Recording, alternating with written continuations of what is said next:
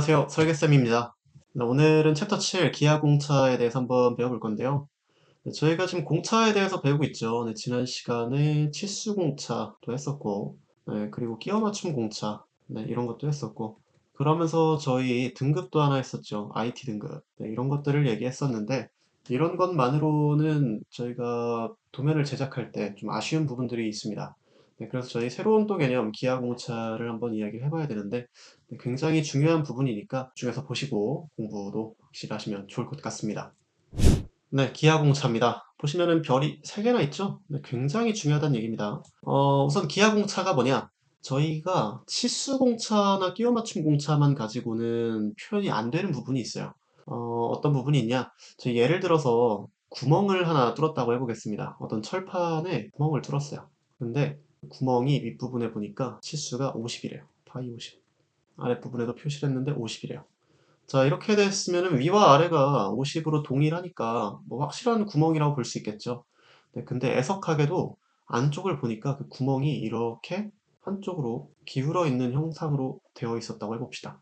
자, 그럼 저희가 구멍을 뚫는다는 건 뭐 다른 용도도 있겠습니다만 뭔가를 결합하기 위해서 그 결합부가 들어가기 위해서 구멍을 뚫었을 가능성도 있겠습니다. 만약에 그렇다고 하면은 여기에다가 저희가 이런 봉 같은 거를 꽂는다고 하면 이게 여기에 꽂힐 수 있을까요? 물론 어떻게 하면은 이게 좀 비틀려서 들어갈 수 있는 가능성도 있겠습니다만 저희가 근데 일반적으로 생각하고 있는 우리가 생각하는 그 결합이 되지는 못할 것 같습니다. 그래서 이런 것들을 나타낼 때 보시면은 단순 치수 공차만 가지고 이 부분이 이렇게 비틀리면 안 된다 라든지 여기가 이렇게 오돌토돌하면 안 된다. 이런 것들을 안에 표현할 수 있는 방법이 전혀 없다 보니까 이제 그런 것들을 표현할 무언가가 필요하겠다라는 이제 결론에 도달했겠죠. 네, 그래서 나온 게 이제 기하공차라고 보시면 되겠습니다. 자, 여기 보시면 치수 허용차나 표면 거치기 등과 함께 모양, 자세, 위치, 흔들림 뭐 이런 것들에 대해서 어떤 정밀도를 나타낼 필요가 있겠다라는 것들이 이제 합의가 됐다는 거죠. 네, 그래서 저희가 오늘 배우게 될 이 기하공차라는 부분 이게 생겼다라고 보시면 될 것 같습니다. 네, 살짝 내려보시면은 여기 기하공차의 용어라고 나와 있습니다. 자, 여기서 여러분들이 확인하고 가셔야 되는 거 여기 가운데 보시면은 1.3선 보이실까요?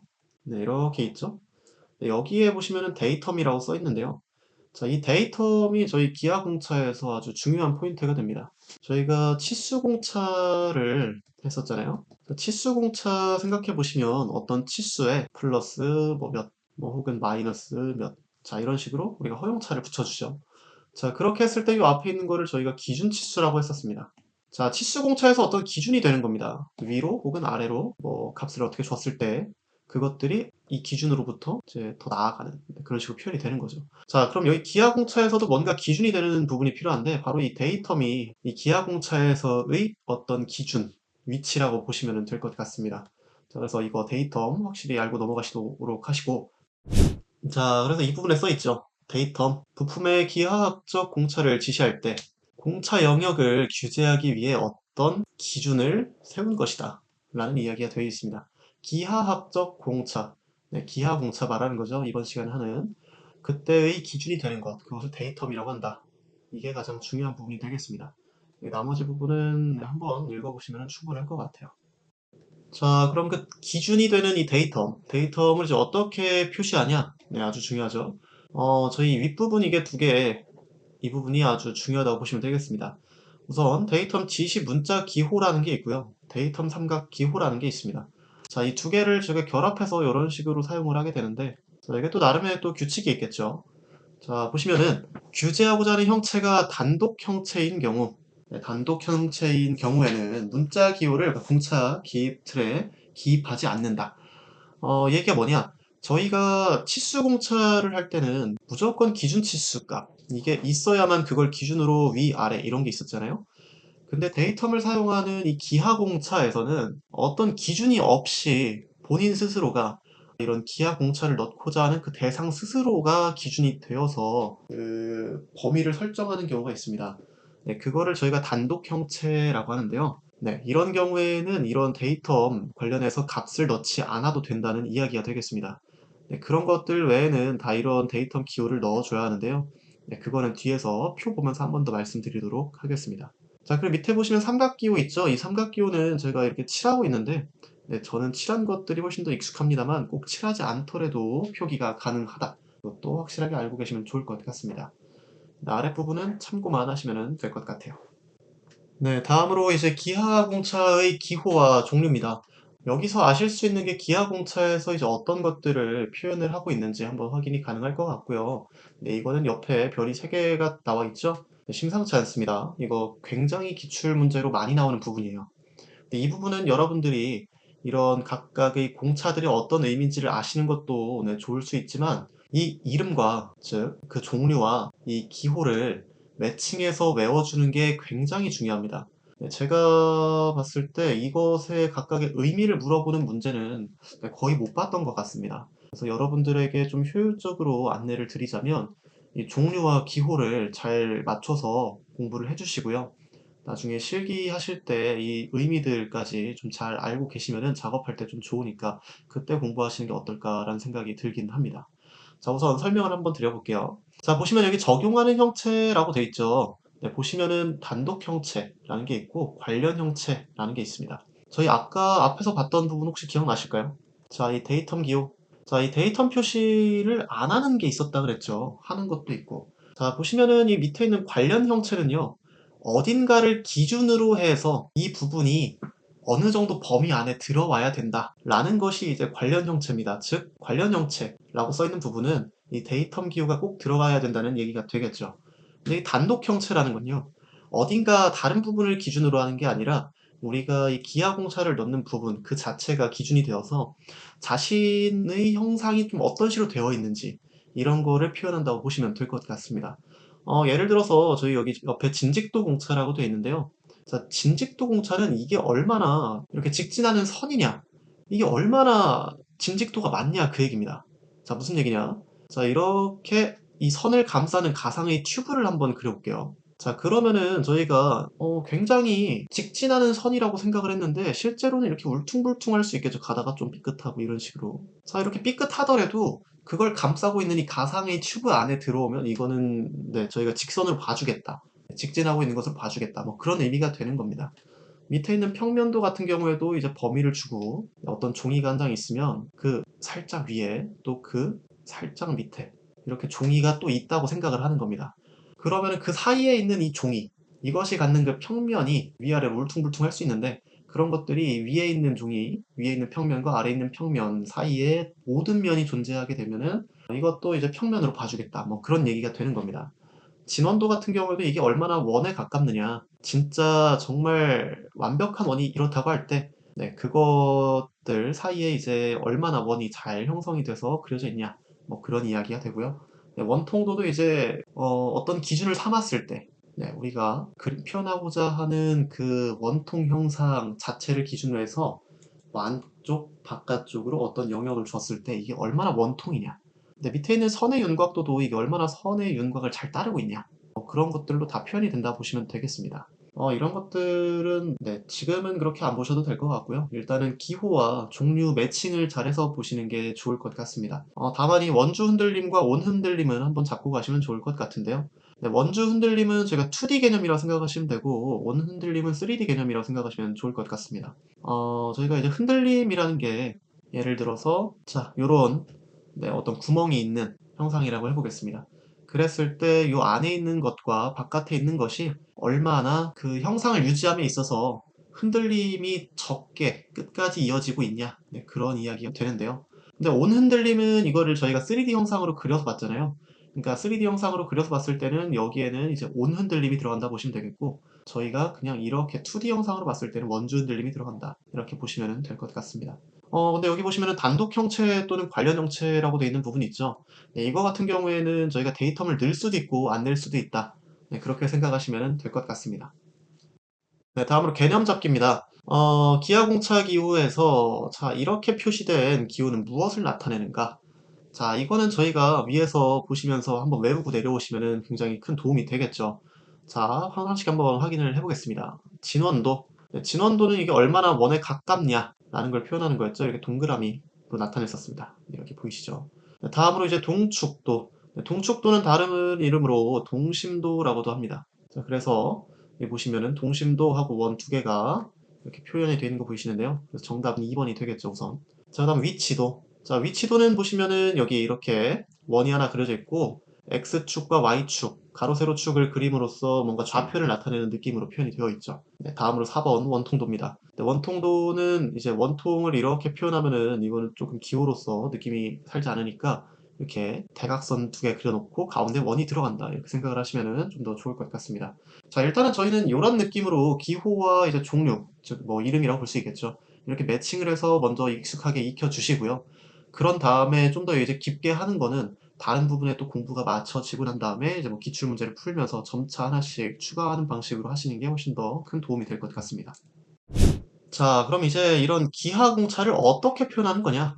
보시면은 이렇게 텍스트로 표시된 부분도 한번 읽어보시면 좋겠지만 밑에 한번 보시겠습니다. 자, 이렇게 저희가 옆으로 이렇게 칸을 나눠줍니다. 그래 놓고 여기에 기호를 넣어주는 거죠. 기호, 옆에 공차값 0.1. 자, 이 0.1은 밀리미터 단위라고 보시면 됩니다. 그러니까 진직도를 했을 때, 자, 그 옆에 들어가는 이제, 그 아까 튜브 같은 게 있다고 한번 생각을 해보시면 좋다고 말씀드렸었죠. 이 튜브의 값이 0.1mm다. 이런 식으로 생각을 하시면 될 것 같습니다. 자, 그리고 옆에 보시면은 얘도 똑같이 기호 있고 숫자인데 얘는 옆에 뭐가 알파벳이 들어있죠. 자, 이거는 이제 문자가 들어가야 되는 그런 기하공차가 되겠습니다. 저희 앞에서 봤을 때 이제 단독 형체인 경우에는 이런 데이텀을 지시하지 않고서 표현한다고 했었죠. 그러니까 단독 형체인데 저희가 이렇게 진직도를 표현할 때 옆에 이렇게 데이텀을 같이 표시한다? 이거는 잘못된 표기입니다. 단독 형체인데 데이텀이 들어간다는 것은 잘못된 표기입니다. 그러니까 이거는 명확히 여러분들이 단독 형체에 대해서 확인을 해놓고 가시는 게 좋을 것 같습니다. 자, 그리고 옆에 보시면은 이제 데이텀 표시할 때 이렇게 복수 데이텀을 표시할 수도 있다는 거 이렇게 좀 확인을 해두시면 좋을 것 같습니다. 네, 이제 아래로 내려오시면 공차 값이라고 되어 있죠. 네, 말씀드렸던 이제 여기 자 요런 값입니다. 보시면은 저희 아까 말씀드렸던 밀리미터 단위다 이렇게 말씀드렸었죠. 네, 윗부분에 저희 네, 파이가 들어갔어야 되는데 파이가 빠졌네요. 자, 그래서 이런 식으로 값을 넣어주는 거다라는 부분인데요. 자, 뒤에 부분 이어서 계속 보도록 하겠습니다. 네, 그리고 저희가 이제 기하공차를 낼 때 이 공차 값의 범위를 또 줄 수가 있습니다. 그러니까 이 평행도가 0.05mm 기준으로 들어와야지 이걸 평행하다고 봐주겠다라고 해놨는데 그 범위를 내가 표시한 부분이 전체 다 포함해서 0.05mm 이내일 수도 있고 아니면은 몇 밀리미터당 그러니까 얼마간의 그 범위당 이 0.05mm 안에 들어와야 된다. 이렇게 표시할 수가 있다는 거죠. 어떤 부분의 이제 치수에다가 여기에 이렇게 뽑아서 기하공차를 표현했을 때, 자, 그 해당 부분의 전체, 자, 여기부터 여기까지 전체 부분을 이제 따져서 0.05mm 라고 넣어줄 수도 있고, 이 뒤에다가 뭔가 10이라든지 이렇게 넣어주게 되면, 자, 여기로부터 이렇게 해서 10mm당, 10mm당, 10mm당, 요 사이사이마다 0.05mm 이내 들어오면은 평행으로 봐주겠다. 이런 식으로 표현할 수도 있다는 거죠. 자, 근데 이때 표현할 때 저희가 1차원으로 표현할 수도 있고요. 이렇게 곱하기를 사용해서 2차원으로 표현할 수도 있습니다. 2차원이 되면 넓이가 되겠죠. 네, 이렇게도 표현해 줄 수 있다는 거 확인해 주시면 되겠고요. 자, 그리고 공차값을 이런 식으로 두 개로 넣어줄 수도 있습니다. 자, 보시면 직선의 전체 길이 또는 평면의 전체 면에 대해서 지정한 것과 그와 동시에 어떤 지정한 길이에 대한 것 이것이 두 개가 이렇게 복수로 지정될 때는 이렇게 윗줄, 아랫줄 이렇게 두 개로 넣어주시면 된다는 얘기입니다. 자, 그래서 이제 위에 거는 이제 전체에 대해서 0.1mm라고 주어진 것이고 밑에 있는 것은 내 지정 길이를 준 거죠. 100mm 당 0.05mm 이렇게 따로 준 거라고 보시면 되겠습니다. 네, 그리고 보시면은 이제 이렇게 같은 기하 공차에 대해서 두 개의 값을 넣을 수도 있었는데요. 같은 부분에 두 개의 기하 공차, 그러니까 이런 복수 혹은 다수의 기하 공차를 넣는 것도 충분히 가능하다는 얘기가 표현이 되어 있는 겁니다. 자, 근데 여기서 보시면은 저희 진직도 해놓고 아까 그냥 0.1이라고 한 부분도 있고 파이 0.1이라고 한 부분도 있었죠. 이 파이로 하는 부분은 거의 축 계열인데 아까 말씀드린 대로 이런 튜브 같은 거의 기준으로 해서 이렇게 안에 있으면은 그냥 직선으로 봐주겠다라는 의미로 그대로 보시면 되겠고 이렇게 파이가 없으면 2차원에 저희 이렇게 2차원에서 위아래 선이 있고 그 사이에 이렇게 왔다 갔다 하는 거, 이거를 만족하면은 직선으로 봐주겠다. 네, 이렇게 이해를 하시면 되겠습니다. 이거는 표면을 우리가 한쪽에서 바라봤을 때, 그럴 때 넣는 개념이다라고 보시면 될 것 같습니다. 아래에 있는 개념 잡기 문제 한번 확인해 보겠습니다. 다음과 같이 기하공차가 기입되었을 때 설명으로 틀린 것은 하나씩 한번 봐볼까요? 1번 0.01은 공차 값이다. 그쵸? 가운데 있는 0.01 공차 값이죠. 자, 2번 자, 이 모양 기호는 모양 공차이다. 한번 봐볼까요? 평행도를 나타내고 있죠? 평행도 여기 있습니다. 평행도는 네, 자세 공차네요. 그럼 이거는 옳지 않은 거니까 2번이 일단 정답이 되겠습니다. 자, 다음 3번. 네, 이 기호는 공차의 종류 기호이다. 맞죠? 저희 종류를 나타내고 있는 기호입니다. 3번은 맞는 얘기고요. 4번. A는 데이텀을 지시하는 문자 기호이다. 네, 데이텀을 지시하고 있는 문자 기호. 네, 이게 기준이 되는 부분을 나타내는 거였죠. 네, 그렇기 때문에 4번도 맞아서 정답이 아니고요. 정답은 2번이 되겠죠. 네, 저희 기하공차는 이런 식으로 기호와 이름, 종류 이런 것들을 잘 매칭을 해서 외워주시면 좋을 것 같습니다. 네, 그럼 저희가 지금까지 봤던 그 기하공차 넣는 방법, 이런 것들에 대해서 한번 정리를 해봐야겠는데요. 네, 보시면 이렇게 아까 봤던 그 패턴으로 이렇게 프레임 넣어서 기호 넣어주시고, 뒤에 값 넣어주시고, 뒤에다가 문자 붙여주시면 되겠습니다. 그렇게 한 다음에 이 지시선을 통해서 이렇게 해당 부분 직접 지시를 해서 넣어줄 수도 있겠고요. 아니면 그 해당 부분의 외형선으로부터 이제 뻗어나간 부분, 이런 이제 치수 보조선이 되겠죠. 네, 이런 데다가 이렇게 지시선으로 이어서 주셔도 가능합니다. 네, 그 데이텀 기호도 마찬가지입니다. 아래로 쭉 내려와 보시면 여기 보시면은 밑에 있는 것도 똑같은 얘기였고요. 맨 아래 보시면은 여기 가운데 해당 부분에 중심선 있죠. 이런 중심선에도 넣어줄 수가 있습니다. 저희 뭐 흔들림 공차라든지 아니면 어떻게 보면은 이제 진직도가 들어갈 수도 있을 것 같네요. 네, 그런 것들은 이런 식으로 중심선에다가 기입을 해줄 수도 있다라는 거 알고 계시면 되겠습니다. 그럼 이제 아래에 있는 개념 잡기 문제 한번 확인해 보겠습니다. 여기에 지시된 이 기하공차 기호, 보니까 이거는 네, 동심도죠? 네, 동심도 기호에 대한 설명으로 옳은 것은 무엇이냐? 우선 동심도고요.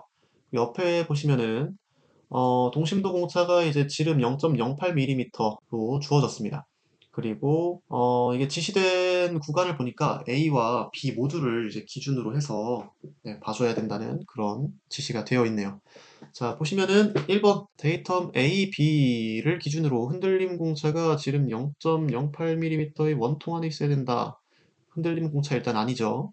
원통은 맞습니다. 자, 2번 A, B 기준 동심도 공차가 맞고요. 지름 0.08mm의 두 평면 안에 있어야 된다. 평면 아니죠. 원통이죠. 그리고 평면인데 지름이라고 할 리가 없겠죠. 3번 동심도 공차가 지름 0.08mm의 원통 안에 있어야 된다. 네, 맞습니다. 4번 데이텀 AB를 기준으로 원통도 아니죠. 0.08mm의 두 평면 안에 있어야 된다. 아니죠. 정답은 3번이 되겠습니다. 네, 이거는 네, 기하공차 문제치고 꽤나 긴 문제였는데요. 네, 이 정도까지 알고 계시면 굉장히 충분할 것 같습니다.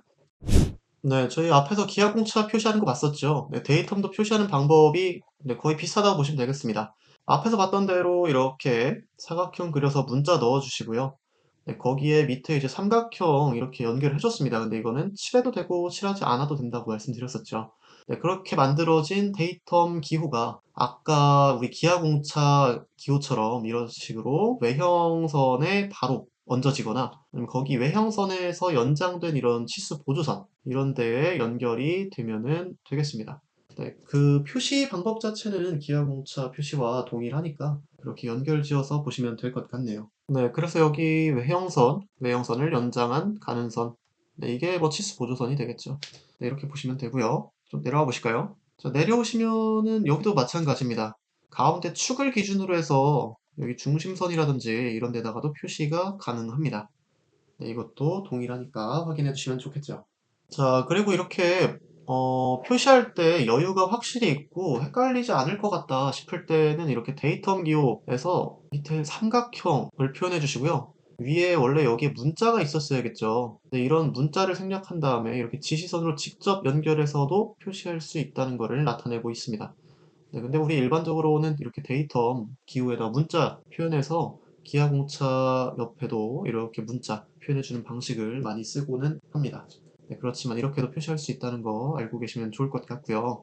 밑으로 내려와서 개념 잡기 문제 한번 보겠습니다.